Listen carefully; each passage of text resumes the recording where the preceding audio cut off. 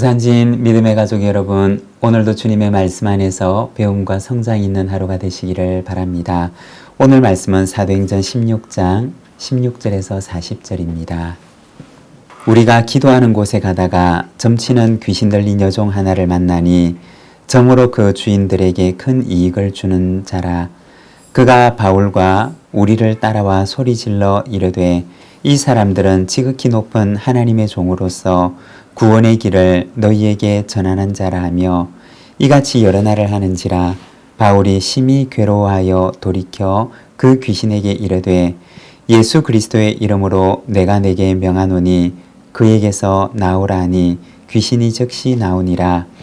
여종의 주인들은 자기 수익의 소망이 끊어진 것을 보고 바울과 실라를 붙잡아 장터로 관리들에게 끌어갔다가 상관들 앞에 데리고 가서 말하되 이 사람들이 유대인인데 우리 성을 심히 요란하게 하여 로마 사람인 우리가 받지도 못하고 행하지도 못할 풍속을 전한다 하거늘 무리가 일제히 일어나 고발하니 상관들이 옷을 찢어 벗기고 매로 치라 하여 많이 친 후에 옥에 가두고 간수에게 명하여 든든히 지키라 하니 그가 이러한 명령을 받아 그들을 깊은 옥에 가두고 그 발을 착고에 든든히 채웠더니 한밤중에 바울과 실라가 기도하고 하나님을 찬송하며 죄수들이 듣더라. 이에 갑자기 큰 지진이 나서 옥터가 움직이고 문이 곧 다 열리며 모든 사람의 매인 것이 다 벗어진지라.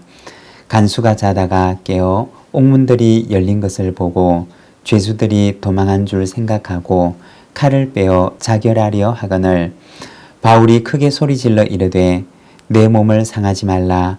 우리가 다 여기 있노라 하니 간수가 등불을 달라고 하며 뛰어들어가 무서워 떨며 바울과 실라 앞에 엎드리고 그들을 데리고 나가 이르되 선생들이여 내가 어떻게 하여야 구원을 받으리까 하거늘 이르되 주 예수를 믿으라. 그리하면 너와 내 집이 구원을 받으리라 하고 주의 말씀을 그 사람과 그 집에 있는 모든 사람에게 전하더라. 그 밤 그 시각에 간수가 그들을 데려다가 그 맞은 자리를 씻어주고 자기와 그 온 가족이 다 세례를 받은 후 그들을 데리고 자기 집에 올라가서 음식을 차려주고 그와 온 집안이 하나님을 믿음으로 크게 기뻐하니라. 날이 새매 상관들이 부하를 보내어 이 사람들을 놓으라 하니 간수가 그 말대로 바울에게 말하되 상관들이 사람을 보내어 너희를 놓으라 하였으니 이제는 나가서 평안히 가라 하거늘 바울이 이르되 로마 사람인 우리를 죄도 정하지 아니하고 공중 앞에서 때리고 옥에 가두었다가 이제는 가만히 내보내고자 하느냐 아니라 그들이 친히 와서 우리를 데리고 나가야 하리라 한데 부하들이 이 말을 상관들에게 보고하니 그들이 로마 사람이라 하는 말을 듣고 두려워하여 와서 권하여 데리고 나가 그 성에서 떠나기를 청하니 두 사람이 옥에서 나와 루디아의 집에 들어가서 형제들을 만나보고 위로하고 가니라.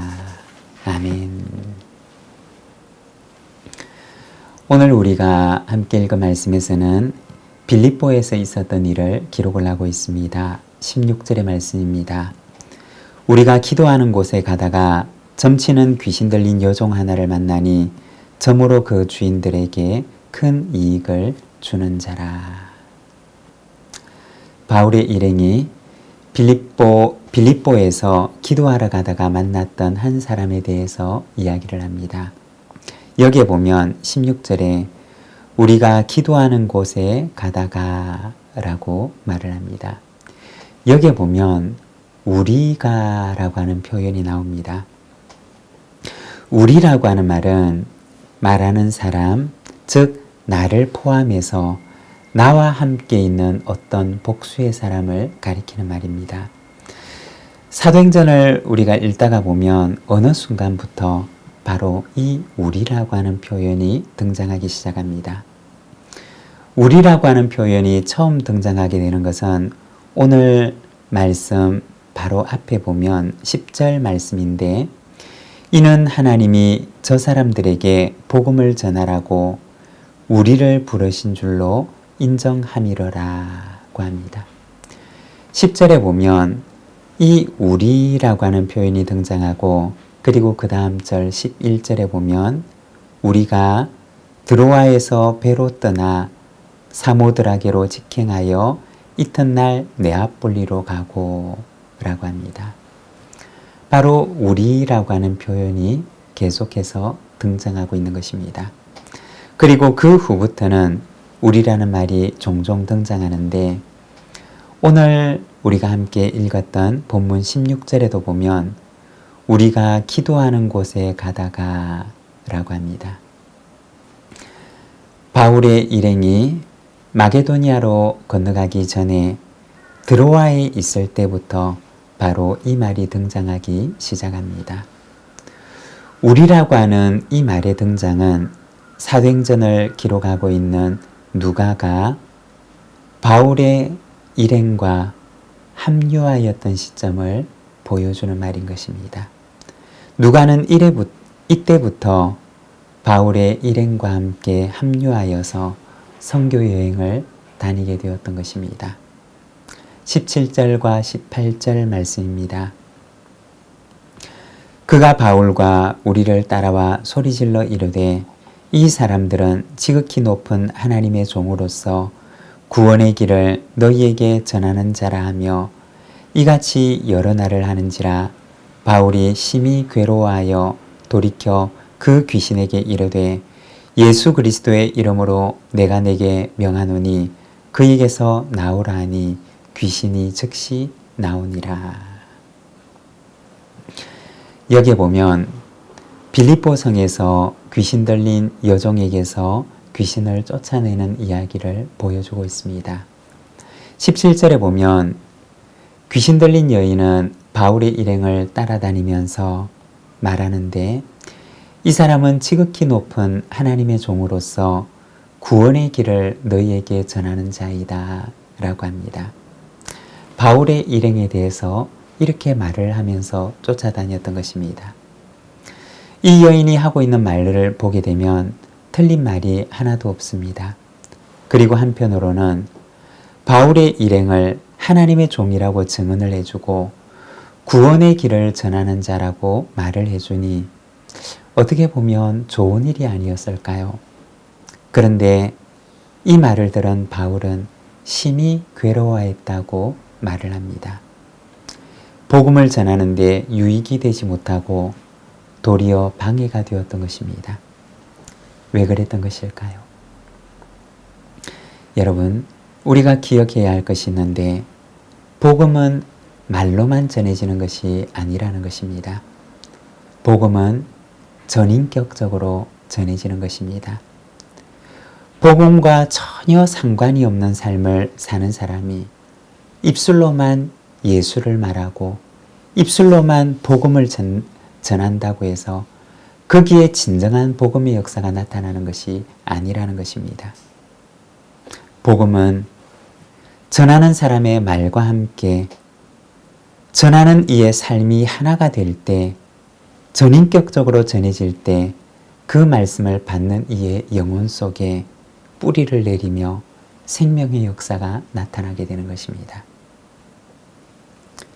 우리가 예수님을 보게 되면 무엇이 복음이었느냐? 예수님께서 하시는 말씀이 복음이었고 또한 예수님의 인격과 예수님의 삶 자체가 복음이었던 것입니다. 여러분, 복음은 우리의 입술을 통해서 전해지는 메시지만이 중요한 것이 아니라 복음을 전하는 사람, 메신저의 삶과 인격이 또한 메시지와 하나가 될 때 진정한 복음의 능력이 나타나게 되는 것입니다. 여러분, 나의 입술과 나의 삶이 메시지가 되는 삶을 살아가시기를 바랍니다. 복음의 능력이 바로 그곳에서 나타날 것입니다. 23절에서 26절입니다. 많이 친 후에 옥에 가두고 간수에게 명하여 든든히 지키라 하니 그가 이러한 명령을 받아 그들을 깊은 옥에 가두고 그 발을 착고에 든든히 채웠더니 한밤중에 바울과 실라가 기도하고 하나님을 찬송하며 죄수들이 듣더라. 이에 갑자기 큰 지진이 나서 옥터가 움직이고 문이 곧 다 열리며 모든 사람의 매인 것이 다 벗어진지라. 여기에 보면 옥에 갇힌 바울과 실라가 깊은 밤에 찬송하는 모습을 보여줍니다. 몸은 지하 감옥에 갇혀 있었고 육신은 매에 맞아 고달팠으며 마음은 지쳐 있는데 바울과 실라는 지하 감옥에서 함께 찬송하기 시작합니다. 바울과 실라가 처해 있는 곳은 가장 찬송과 어울리지 않은 장소였습니다. 또한 바울과 실라가 처해 있는 형편은 가장 찬송과 어울리지 않는 상황이었습니다. 몸도 마음도 찬송과 어울리지 않는 상황이었지만 바울과 실라가 불렀던 그 찬양이 두 사람의 마음을 다시 하나님께로 향할 수 있도록 만들었던 것입니다. 찬송 속에 지쳐있던 마음에 용기가 났고 그리고 낙심한 마음에 다시 소망이 생겨났던 것입니다. 그리고 다시 하나님을 신뢰하는 마음으로 그들의 마음을 충만케 합니다.